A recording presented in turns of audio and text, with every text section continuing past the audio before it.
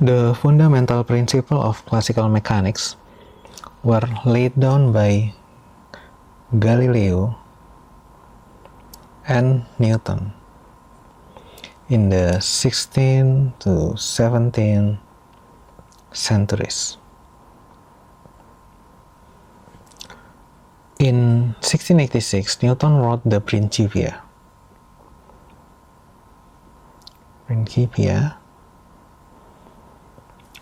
where he gave us 3 laws of motion, 1 law of gravity, and pretended he didn't know calculus.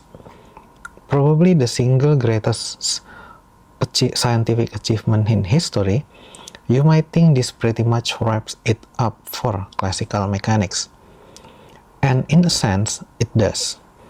Given a collection of particles acted upon by a collection of forces, you have to draw a nice diagram with the particles as points and the force as arrows. The forces are then added up, and Newton's famous F equal ma is employed to figure out where the particles' velocity are heading next. All you need is enough patience and a big enough computer and you are done. From a modern perspective, this is a little unsatisfactory on several levels. It is messy and inelegant. It is hard to deal with problems that involve extended objects rather than point particles. It obscures certain features of dynamics so that concepts such as chaos theory took over 200 years to discover, and it's not at all clear what the relationship is between Newton's classical law and quantum physics. The purpose of this course is to resolve this issue by presenting new perspectives on Newton's ideas. We shall describe the advance that took place during the 150 years after Newton, when the laws of motion were reformulated using more powerful techniques and ideas developed by some of the giants of mathematical physics, people such as Euler, Lagrange, Hamilton,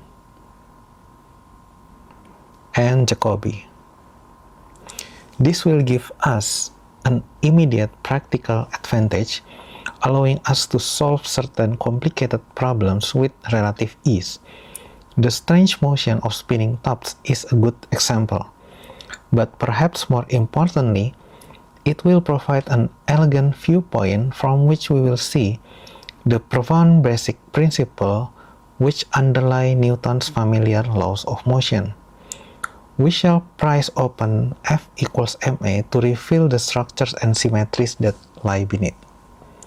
Moreover, the formalism that we will develop here are the basis for all of fundamental modern physics. Every theory of nature, from electromagnetism and general relativity to the standard model of particle physics and more speculative pursuits such as string theory, is best described in the language we shall develop in this course.